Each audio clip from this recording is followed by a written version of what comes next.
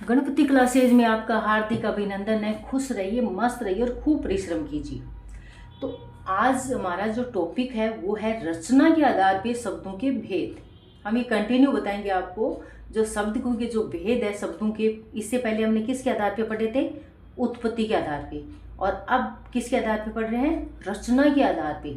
और रचना के आधार पे देखिए, रचना में कितने वर्ण है? 3। और रचना के आधार पे शब्दों के भेद कितने होते हैं? वही 3 होते हैं। अब इसमें देखिए 3 कौन कौन से होते हैं?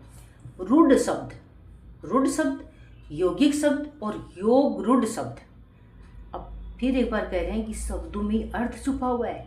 कैसे छुपा हुआ है? देखिए, रूढ़ शब्द, रूढ़ है 2 वर्ण है इसमें, और 2 वर्ण वैसे इसमें एग्जाम्पल मिलेंगे आपको 2 वर्ण के। और उनको जब परिभाषा समझ लेते हैं एक बार इसकी, जिन शब्दों के टुकड़े या खंड नहीं किए जा सकते, टुकड़े या खंड नहीं किए जा सकते, किनके? शब्दों के। जिन शब्दों के खंड नहीं किए जा सकते या टुकड़े नहीं किए जा सकते, और उनके अगर खंड कर भी देंगे तो उन खंडों का कोई, जो खंड में जो वर्ण आएंगे उनका कोई अर्थ नहीं निकलेगा, तो फिर वो निर्थक हो जाएंगे। इसलिए इनका नियम क्या है? जिन शब्दों के टुकड़े नहीं किए जा सकते वो क्या है? रूढ़ शब्द है। अब रूढ़ में कितने वर्ण है? 2। और इसके जो शब्द मिलेंगे वो भी किस में मिलेंगे? 2 में मिलेंगे। देखिए, घर, फूल, मेज, मुख, हवा, दिन, रात, गाय, पास, बात, राजा, गुण, पानी और पेड़।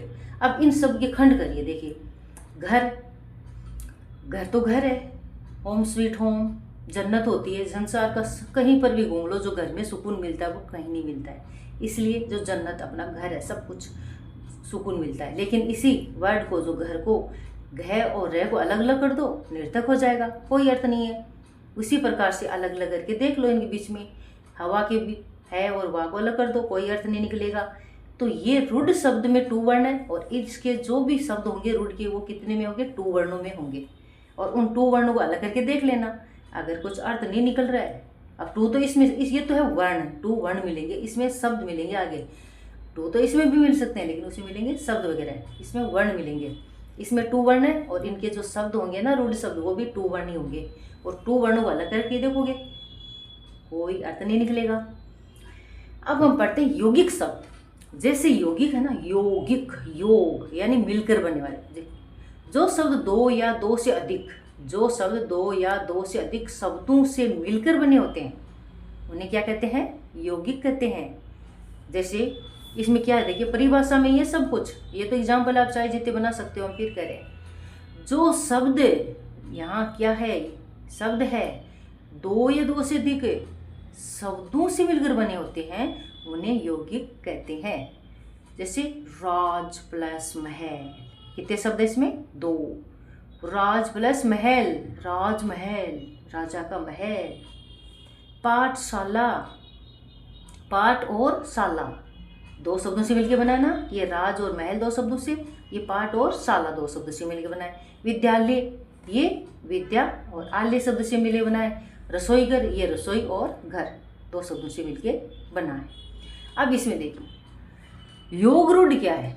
इसमें योग रूढ़ शब्द है जो शब्द यौगिक होते हुए भी एक विशेष अर्थ में प्रयुक्त होते हैं, यानी अलग ही अर्थ में, विशेष अर्थ में प्रयोग होते हैं, उन्हें योग रूढ़ शब्द कहते हैं। जैसे दस आनंद, दशानन, दशानन यानी इसमें बहुब्री समास का वे आता है, जिससे 2 शब्द मिलकर अन्य अर्थ निकलता है ना, वही किस में आता है? बहुब्री समास में। तो इसमें देखिए, आप इसको क्या करना है? इसमें 10 आनंद, 10 आनंद किसके है? रावण के लिए प्रयोग किया गया है। इसी प्रकार से ये बहुत ही सरल तरीके से, लंबोदर, लंबा है उदर जिनका, यानी विशेष अर्थ निकलता है। याद दे रखा है ना, विशेष अर्थ। ये विशेष अर्थ यही है, दोनों शब्द मिलके एक अन्य अर्थ निकालते हैं, विशेष अर्थ निकालते हैं। वो किस में आता है? योग रूढ़ शब्द में आता है। तो अब ये आपने कितना सरलता से समझा। लेकिन ये बहुत पूछे जाते हैं, ये रूढ़ शब्द, यौगिक और योग रूढ़, ये कितने हैं? 3 है। और ये रचना है, किसके आधार पे है? शब्दों के भेद रचना के आधार पे। और रचना में कितने वर्ण हैं? 3। तो देखिए, यहाँ से शुरुआत हो जाती है। रचना के आधार पे शब्दों के भेद, ये देखिए, रचना के आधार पे वाक्यों के भेद भी है, वो भी 3 ही है, और शब्दों के भेद भी 3 है। तो सबसे पहले तो ये देखना है कि हम किसके आधार पे शब्दों के भेद कर रहे हैं, तो रचना के आधार पे। फिर काउंटिंग में मैथ्स के आधार पे कितने होते हैं, 3 होते हैं। फिर 3 के नाम याद करना है, 4 पॉइंट, और नाम के बाद में उसकी परिभाषा, और फिर अर्थ। तो आप चाहे जितने मीनिंग का एग्जाम्पल बना सकते हो। यहाँ तक आपने समझ लिया तो उदाहरण तो आप चाहे जितने स्वयं भी बना सकते हो, कहीं कोई प्रॉब्लम नहीं आएगी। तो यौगिक शब्द, योग रूढ़ और रूढ़ शब्द, ये बहुत ही महत्वपूर्ण, बहुत ही पूछे जाते हैं। तो आपको अच्छे से समझ में आया होगा। और ऐसे ही वीडियो देखने के लिए, समझने के लिए, आत्मसात करने के लिए लाइक और सब्सक्राइब कीजिए। ज़्यादा से ज़्यादा अपने दोस्तों में शेयर कीजिए, क्योंकि अपना नहीं, सबका भला, अपना भला, अपना भला, सबका भला, यानी किसी एक पर्सन विशेष के हित में नहीं, सर्व हित, यानी पर उपकार और स्वयं का उपकार। इसीलिए ज़्यादा से ज़्यादा जो कॉन्सेप्ट आपको समझ में आ रहा है, जो अच्छा लग रहा है, शेयर कीजिए। और जो आपको नहीं समझ में आ रहा है, कोई बात नहीं, कोई ज़बरदस्ती नहीं है कि आप लाइक करो, सब्सक्राइब करो, क्योंकि आपके हित के लिए। आपको, हमारा मेन गोल यही है कि आपको समझ में आए, और आपको समझ में आएगा तो आप और शेयर करना और कंटिन्यू और भी देखते रहना। तो आपको अच्छे से समझ में आया गया होगा। एक बार फिर से देख लेते हैं सरसरी नज़र से रचना के आधार पे। लेकिन याद रखना, रचना के आधार पे शब्द के भी भेद होते हैं और वाक्य के भी भेद होते हैं। बस आपको थोड़ा सा सावधानी से पढ़ना है कि हम किसके भेद पढ़ रहे हैं और किसके आधार पे पढ़ रहे हैं।